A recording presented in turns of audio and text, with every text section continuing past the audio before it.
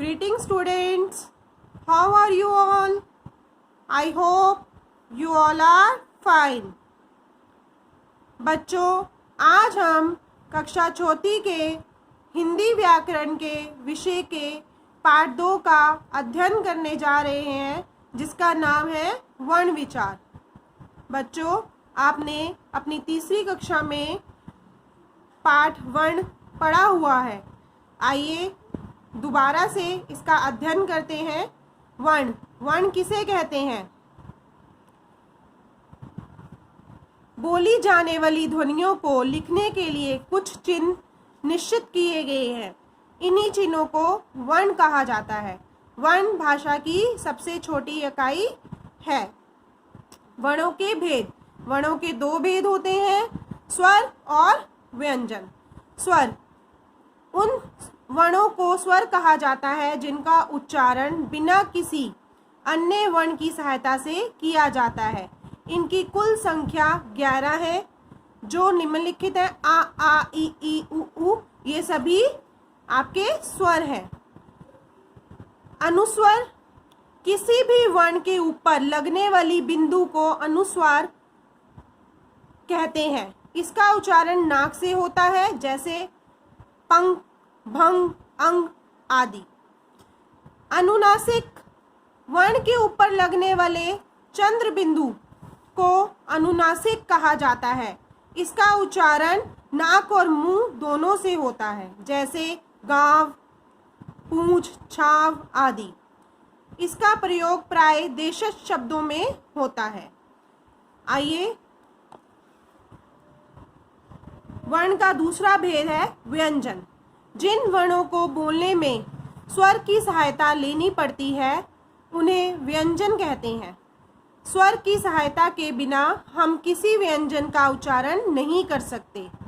जब किसी व्यंजन में स्वर को हटा दिया जाता है, तो उस व्यंजन वर्ण के नीचे हल चिन्ह लगा दिया जाता है, जैसे क, ख, ग, घ आदि।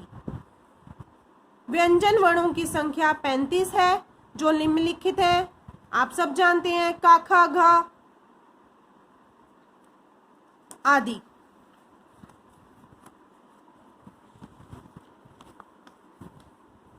व्यंजन 2 प्रकार के होते हैं, संयुक्त व्यंजन, द्वैत व्यंजन। संयुक्त व्यंजन कौन से होते हैं? एक से अधिक व्यंजनों से मिलकर बनने वाले व्यंजन संयुक्त व्यंजन कहलाते हैं, जैसे ज्वर, ज, व, 11, ग, य आदि। इसलिए इन्हें संयुक्त व्यंजन कहा जाता है। ये जिन वर्णों से बने हैं वह इस प्रकार है: क, क्ष, श, क्षमा। ओके। द्वैत व्यंजन, जब किसी शब्द में एक ही व्यंजन एक से अधिक बार आए तो उसे द्वैत व्यंजन कहते हैं, जैसे खट्टा, कच्चा आदि। बच्चों, मात्रा किसे कहते हैं? स्वर का जो रूप व्यंजन के साथ जुड़ता है उसे मात्रा कहते हैं। भाषा को शुद्ध लिखने के लिए हमें मात्रा का सही ज्ञान और प्रयोग करना आना चाहिए। प्रत्येक स्वर की अपनी मात्रा होती है। ओके।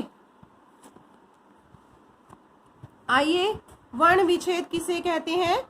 किसी शब्द में आए वर्णों को अलग अलग करके लिखने को वर्ण विच्छेद कहते हैं। इसके ज्ञान से वर्तनी की गलतियों से बचा जा सकता है, जैसे अचल, अ, च, अ, ल, अ, अचल। आम, बड़ा आ लिखा है ना, आ, म, आ, आम। आप इनको अच्छे से पढ़िएगा और समझिएगा। वर्णमाला, वर्णमाला किसे कहते हैं? जब वर्ण, स्वर और व्यंजन एक निश्चित क्रम में एक साथ लिखे जाते हैं, वह वर्णमाला बन जाते हैं। प्रत्येक भाषा की अपनी एक वर्णमाला होती है। अंग्रेजी भाषा में 26 वर्णों की वर्णमाला है, जिन्हें अल्फाबेट कहा जाता है। हिंदी भाषा में 46 वर्ण हैं, 11 स्वर और 35 व्यंजन। भाषा में वर्णों के निश्चित क्रम में बंधे समूह को वर्णमाला कहते हैं। र के विभिन्न प्रयोग और रूप। बच्चों, पिछली कक्षा में आपने र में उ और ऊ की मात्रा के विषय में पढ़ा था कि उ और ऊ की मात्रा आगे पीछे या ऊपर नीचे ना लगकर बीच में लगती है। जैसे रा, रू, रा के कुछ अन्य रूप भी हैं, जैसे कार्य, सूर्य, ड्रम, ट्रक। कुछ ऊपर लगती हैं रा की मात्राएं और कुछ नीचे लगती हैं। क्रम, रथ, रात आदि। ओके, इन सभी शब्दों में रावण का प्रयोग हुआ है, लेकिन सभी का रूप अलग अलग है। ये कहाँ और कब लगाए जाते हैं, इस विषय में हम अगली कक्षा में पढ़ेंगे। Okay students, read the chapter carefully and try to understand. Okay, bye.